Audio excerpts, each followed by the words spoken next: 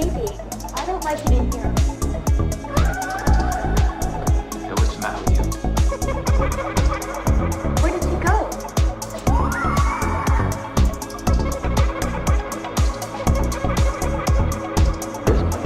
Wild.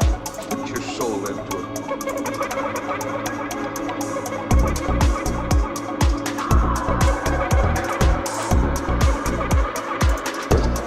Wild. What's going on around you?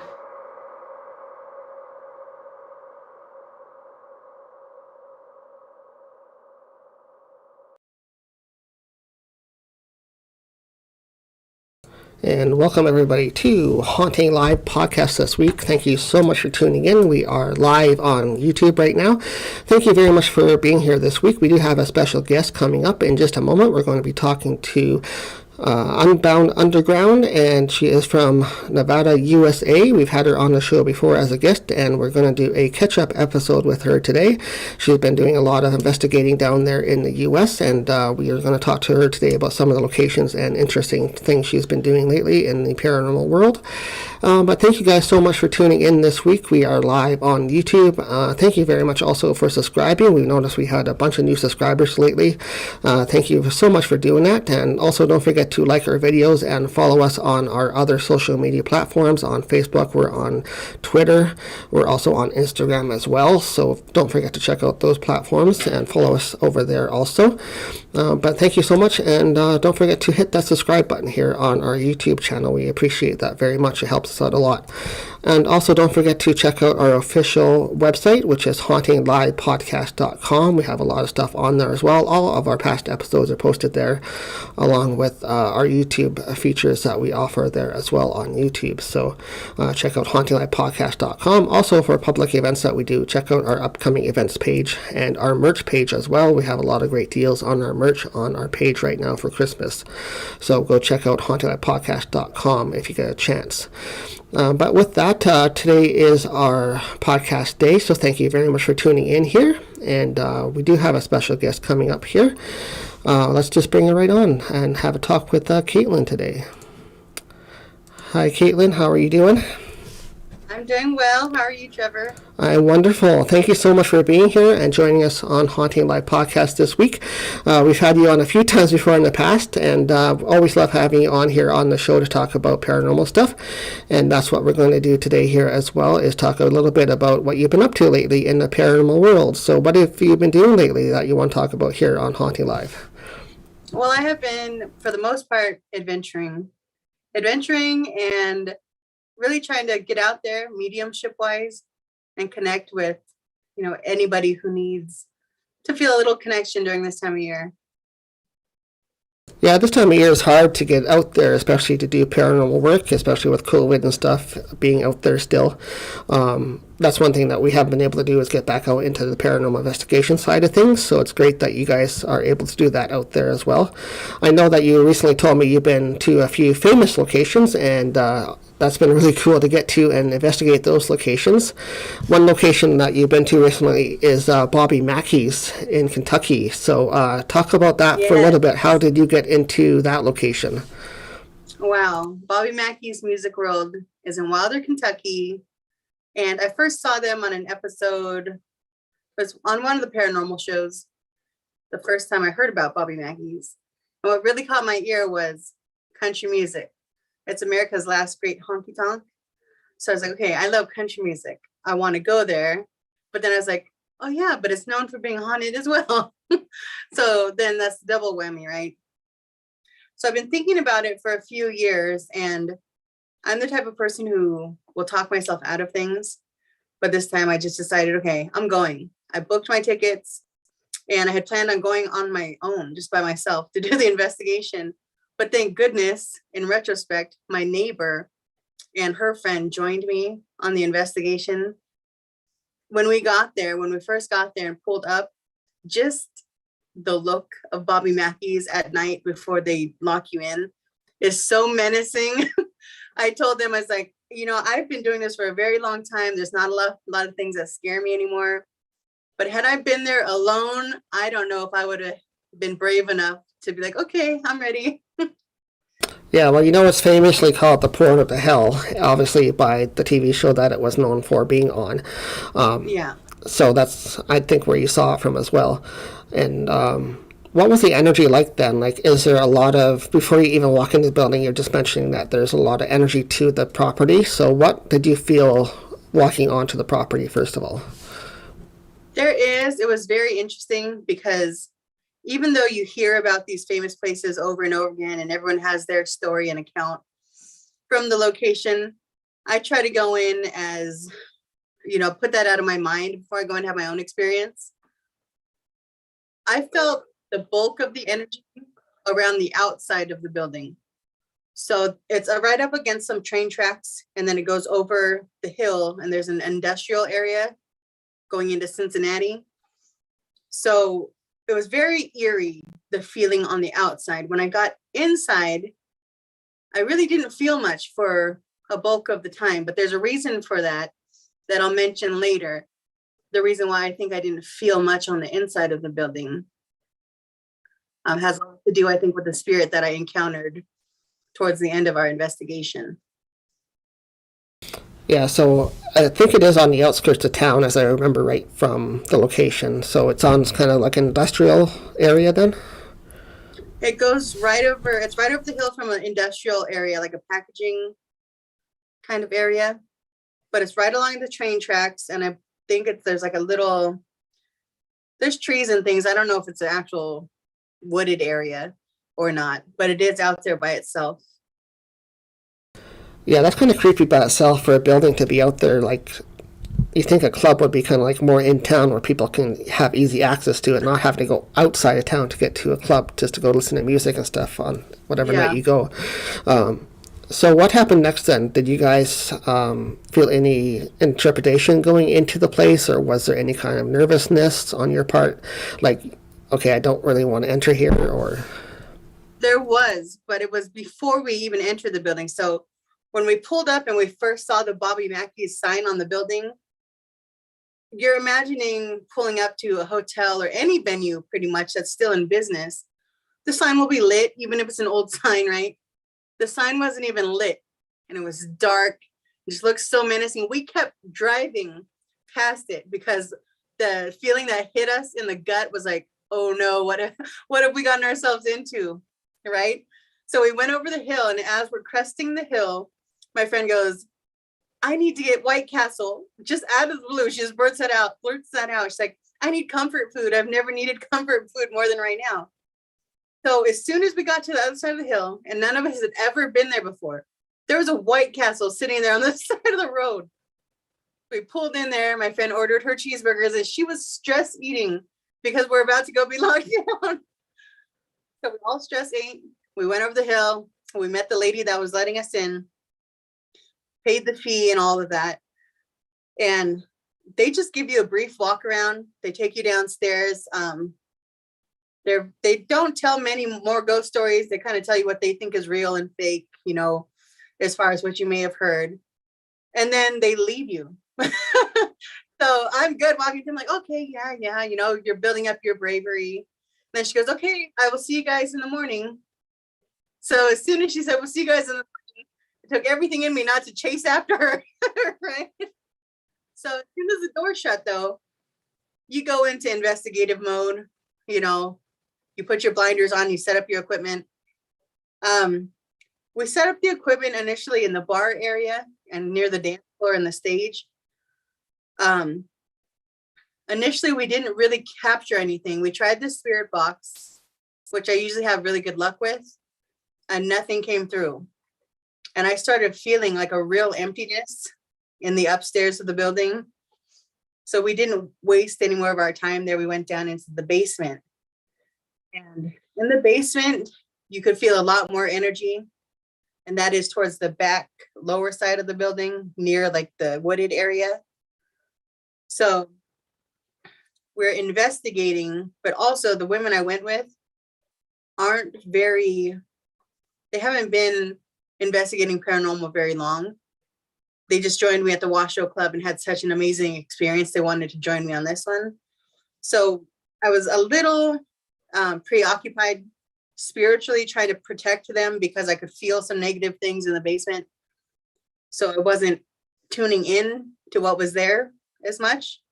But we did capture like a mist coming from one of the rooms that the woman who gave us the initial tour said that there's a negative entity.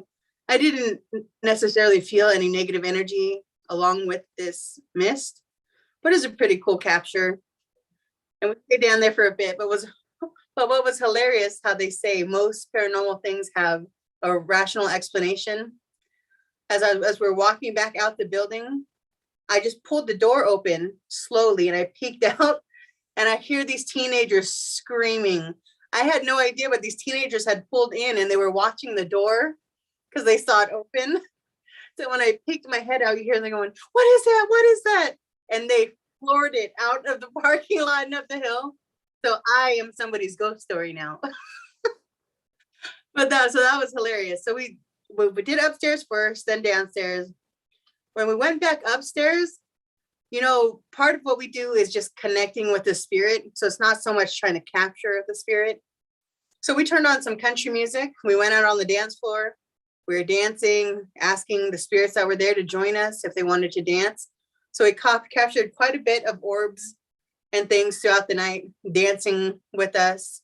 We got some Connect Cam footage of a spirit looking like it was actually doing like the old fashioned, I don't know if you know what clogging is. It's an old folk style of dancing. And just random little captures like that throughout the night. We did capture a female's voice, disembodied voice, while we were doing the spirit box. We had it just set up on the bar and we were in the dance floor area and we could hear her speaking audibly, but she wouldn't come forward. And that went on for about 20 minutes. We never really connected with her. She was kind of a timid, probably timid in life spirit, but we all did capture that on our video cameras and things. No, and I didn't really. I do know there is supposed to be a female spirit that's famous for being there. Do you think that was the spirit that you were talking to? Well, see, this is how aloof I am, Trevor. Until you said that, I did not even think that. Because like I said, I'm just there trying to be in the moment and, you know, try not to give too much stock into what other people have said, you know. It very well could have been, you know, but she was very timid, wouldn't step forward. She did mention that something about men being dangerous and women being less dangerous than men when we're trying to tell her to step forward, you know, we're women, we're not going to hurt you type of thing. But yeah, I didn't even put two and two together until right now. Very well could have been. She didn't give us a name or anything like that. So we just stick with what we have.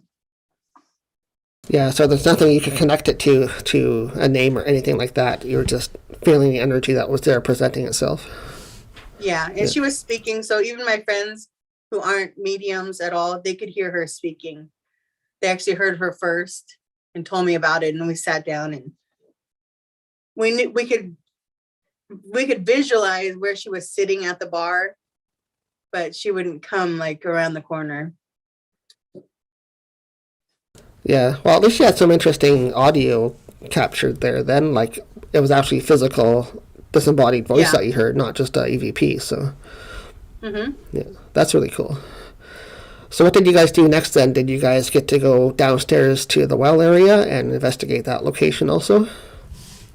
Yeah, we went back down there and we took pictures towards the end of the night. Again, I didn't really feel much down there when we were down there. That's not saying that there's not normally things there. It's just when we were down there, there wasn't much activity. There was some orb activity, but then again, down there is dirt floors. So it's very hard to distinguish in that case because we were kicking up so much dust and dirt.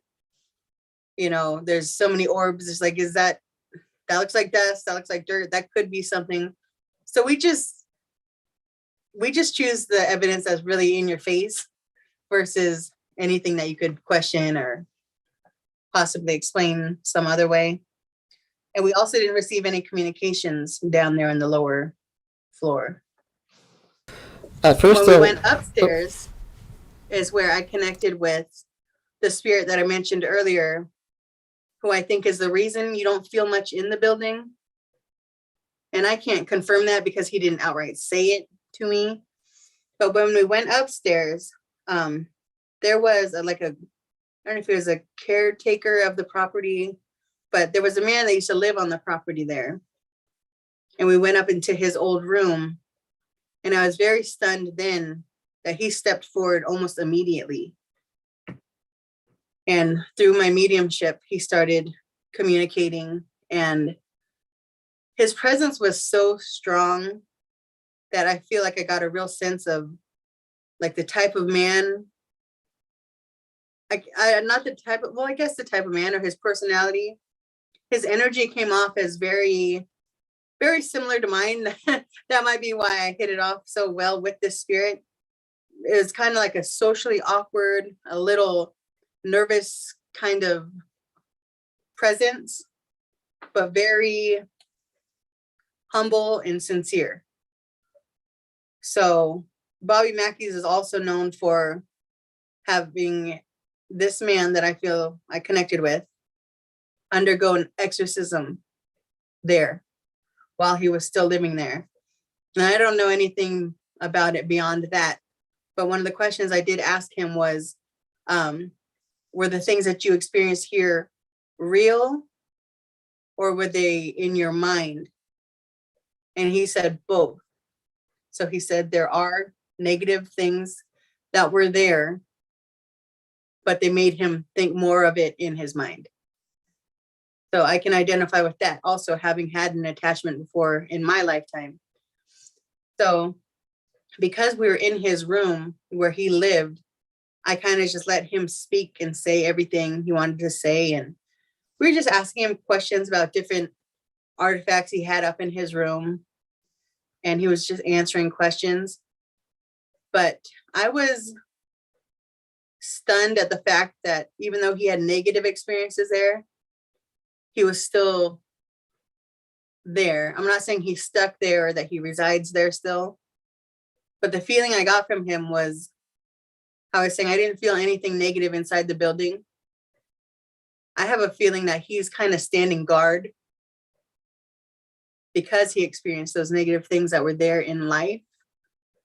That now that he is on an equal playing field with them, he kind of keeps the place safe for other people. That's good to know. Yeah, I have heard of that story before. Obviously, that was one of the focuses of the series it was on, and I believe his name was Carl, if I remember right. Yeah, he was the one that lived upstairs, caretaker, and yes, he was. They did perform an exorcism on him, according to history. So that's one thing that did happen, I think. And do you think that you think that he's more like a protector of the place now, so he's not sort of causing any issues, but he's more there to protect the area? I really think he's protecting the area because I'm very sensitive, especially to negative energy, because I've had negative energies attached to me in the past. So for me not to feel anything in this place that is known for its negative entities was shocking until I ran into him. And that makes total sense to me. And just the vibe I got from his personality or his spirit, like he cares for this place and the people here. And he doesn't want them to suffer in life like he did at the hands of whatever's there. So I feel like they just hang out on the outskirts looking for an in. But when he's there, you know, if he's there all the time or every now and then, I feel like he protects it. So like standing guard. did he communicate to you at all when you were connecting with him? Did he communicate that, yes, there may be negative energies there also then? Yeah, he did. He didn't confirm that they were there at the time, but that his time there, his encounters with the negative entities it was real. It wasn't just in his mind. They were actually there. So what did you wind up concluding then at that location then after your investigation? What was your final thoughts on it? My final thoughts were I could cross it off my bucket list. I can't speak for anybody's experiences except for mine. My experience for the most part was positive. I mean, it wasn't over the top saturated with spirits. The contact I made with Carl was pretty profound, pretty in your face, and it was just very cool to see that he's still invested in the place. You know, you can tell that he loved it. He has some kind of connection and that he's good. He is in a good place. Because I did ask him that too, because that's one thing you wonder when people have struggled like that in their life, is if they're okay and at like peace, you know, they found peace. And he said he didn't say, yes, I have. He said, we all do eventually. We all do find peace eventually. So that was a beautiful sentiment.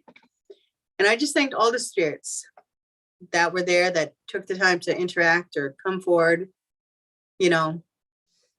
So I think it's just a very cool property. The country music, I went back the next night for the country music. Bobby Mackey, his country music really can't be beat.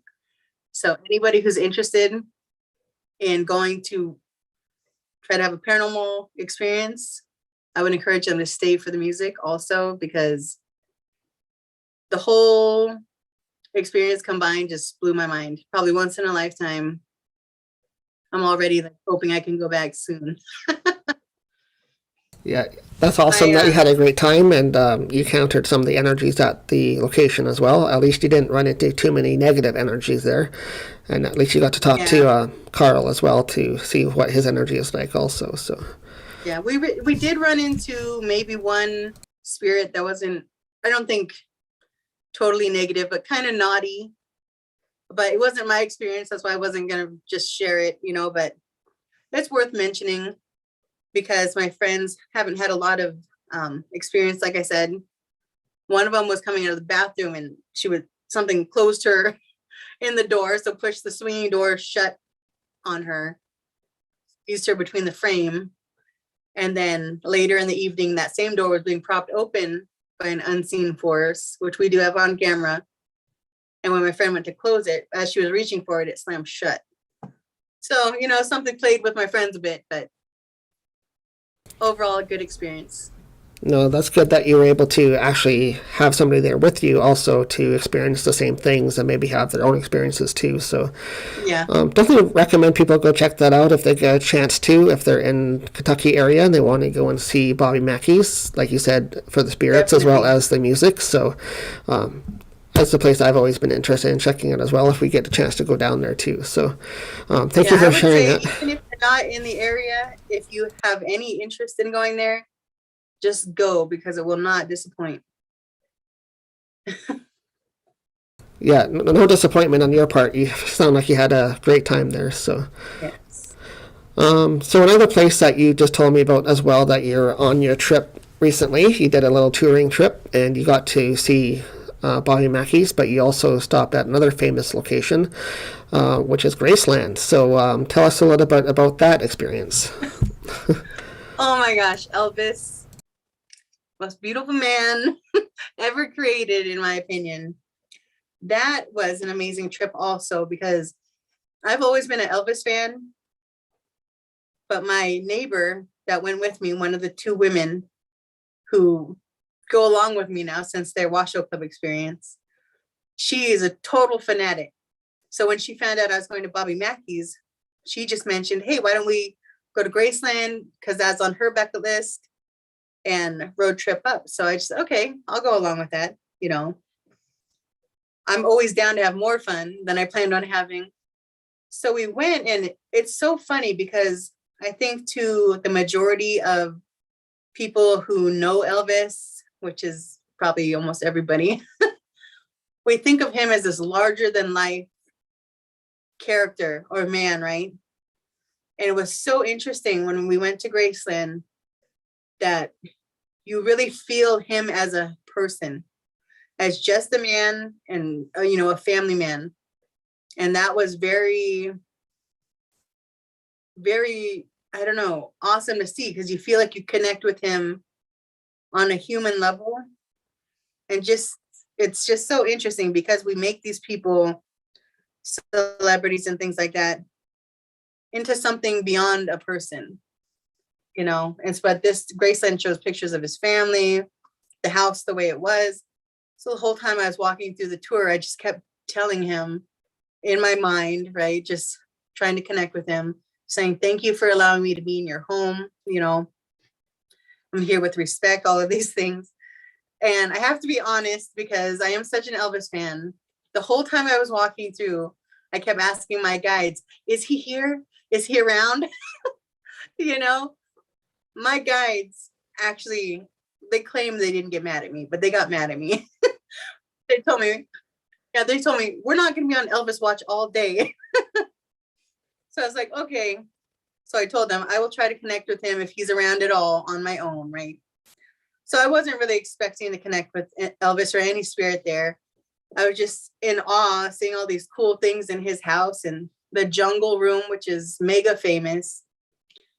And I was standing there at the jungle room like, if you're here, I know you'd be hanging out in this room. I would be hanging out in this room. Can you come say hi?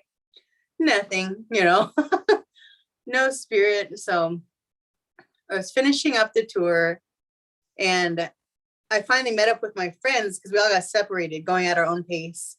I don't have a long attention span, so I'll look and move on. My friend was reading every artifact because she's a super fan. So I was waiting and we got down to the racquetball room, which is just a racquetball. I don't know if you've seen, it's just like a wood floor, a flat wall, and a glass wall. So I'm waiting for them so we can go towards the tail end. We're standing there, all three of us. One of them still had their headset on. And we're just overcome with chills, all of us. And they don't normally pick up on anything like that. And so I'm looking at my friend and she's looking at me because she knows I can communicate with spirit. And I was just shaking my head. I was like, no way, you know, no way this is Elvis. You know, if it is, we're making this up in our own mind. And she goes, ask, just ask. So we're standing there, we're lit up with goosebumps. And I just said, Elvis, is this you? Which I'm thinking still wishful thinking, right? And the spirit came forward and said, only one. I'm like, only one? Like, is that like one and only? The one and only Elvis? So me and my friends are like standing there screaming together, trying to tell our friend who's still wearing her headphones, take your headphones off. We're in the presence of Elvis, right? And so she's like, what? And we didn't want to scream, blurt it out for everyone to hear because like, okay, those ladies are, you know. So we walk out the door and we're telling our other friend, and she's like, oh, I felt something, but I didn't know what you guys were talking about because I was listening to the audio still. And so I was like, the spirit, this is what they said. They didn't say I am Elvis, you know. We kept walking and that feeling got getting stronger and stronger. And my friend just started crying all of a sudden, and she's the one that's a fanatic. And she's like, I feel it. This has to be him because it's such a strong spirit. And I said, I can't say either way, but this is some spirit and they did communicate with us. And we don't know the layout of the land there. And so we're walking with these chills. And we walk up the top and there's his meditation garden. And right on the other side of that is, you know, his resting place. So it was like, wow, seeing that. And so we just kind of sat around the edge and we're just giving our thanks. And I was communicating in case that spirit was still there, because I could still feel it. And I was just saying, thank you, just profusely. Thank you. I recognize you as a man, you know, because I could really feel the sense of him just being, even for him to say the only one, it was just kind of him acknowledging us is how it felt, for being so respectful and seeing him as a man and not even trying to exploit, you know, further, just acknowledging him and, you know, everything he loved, his family. And so I'm standing there and I just asked, do you have any further messages before we move on? We just thank you. And one last message came across and it gives me chicken skin still. And I was going to keep it because I told girls that were with me, I said, this is just for us, between us, because no one else is going to believe it in the world. I said, and we don't care if they do, because this is our experience. But he did come through one more time with automatic writing.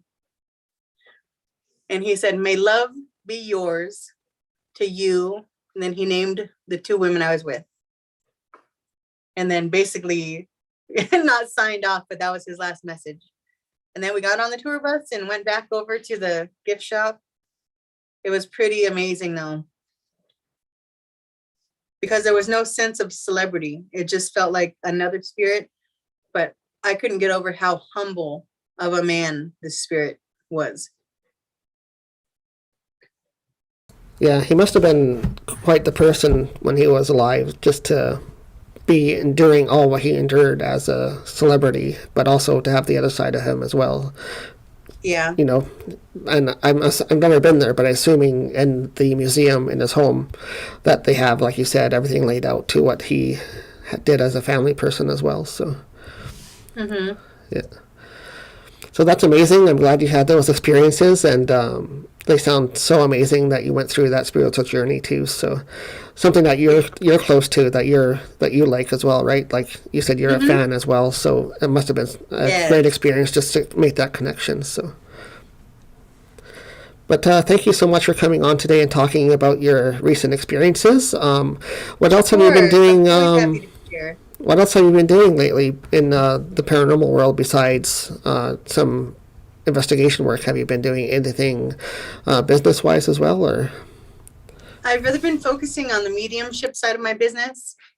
So I've been trying to connect more on a local basis here in my local area, which I haven't really done in the past. So just telling people what I'm all about. I've been going to the small little craft fairs and things in the area, giving one-on-one readings, or selling gift cards for the Christmas season. It's been really neat, because part of spirit is the people who need you find you, or you're put in their path. And that has never ceased to, amaze me. The interactions that I have with people, and it's just amazing, and it makes everything worth it. Yeah, it's great to make those connections too. Yeah. Oh yeah, I also recently launched my little Etsy store to house, I don't know if I've ever mentioned to you before, the spirit art that I do. It's just a byproduct of my mediumship, but they're starting to really stack up. So I need to figure out a way to just move them along, rehome them. So I've been working on that as far as my business goes as well. No, that's cool. I didn't know that you did spirit drawings as well. So is that something that people can contact you for? Do you offer that like as a direct service as well, or? I do commissioned artworks, but because it is directly from the spirit, I can't really commission it as normal artwork, as far as choosing colors or subject matter.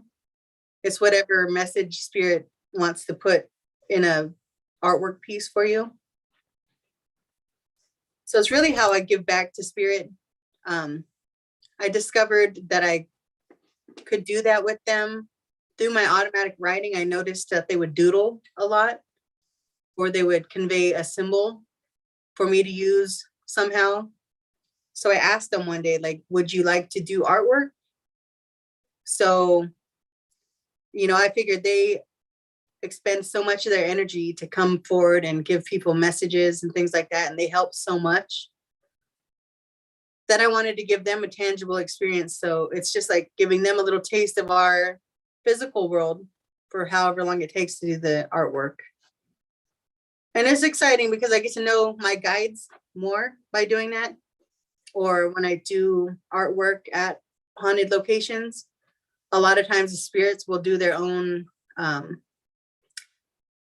self-portrait, I guess. So you get kind of a vague picture of what they look like, at least the color of their hair and things like that.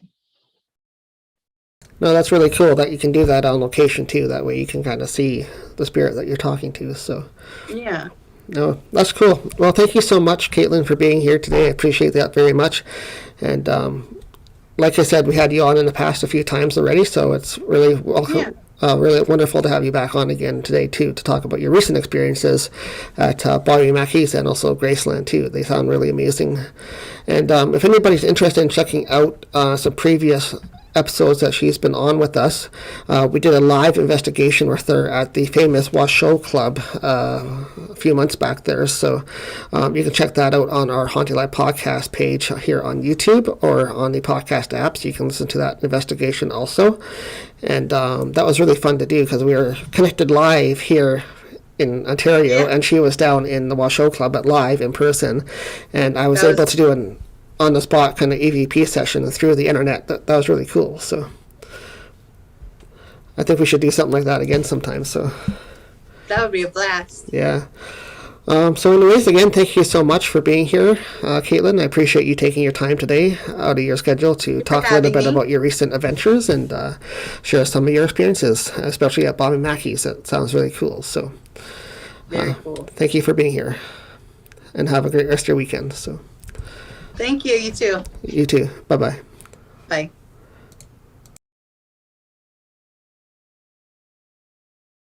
And that was Caitlin from Unbound Underground. Thank you very much again for being here on Haunting Live podcast. Appreciate her taking her time out and joining us here today. And thank you guys so much for tuning in today. We are live on YouTube each and every Sunday at 4 o'clock with a new paranormal guest to interview, somebody in the paranormal field, whether that be paranormal investigation work like today. We had a great guest on talking about her work. And our main topic, though, is mediumship. So usually we have somebody talking about what they do in the mediumship field, communicating with spirit directly. So thank you guys so much for tuning in today. Thank you also for checking us out here on social media. Don't forget to follow us on Facebook and also on YouTube here. We are also on Twitter and Instagram as well, so follow us over on those platforms also. We appreciate it very much. But with that, guys, take care, have a great rest of your week, and we'll see you right back here next week for our next live Haunting Live podcast and special guest next week. Take care, guys.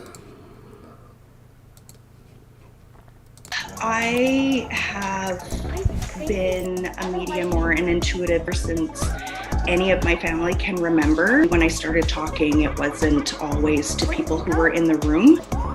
Well, I started off as revealing light tarot. I've moved more over the last 4 years, astrology and spiritualism. In a way, spiritualism goes back to my roots. I suppose my first gift I had, and I thought everybody knew, this is a really bad one. I always knew when people were not telling the truth. And I thought everybody could do that. It was a bit of a shock afterwards when I found out that actually what I was doing, I was tapping into something else.